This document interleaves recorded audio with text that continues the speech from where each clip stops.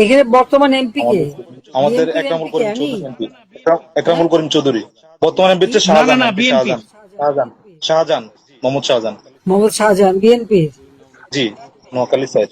মাননীয় নেত্রী, আপনার জন্য আমরা জীবন দিতে পারি মাননীয় নেত্রী।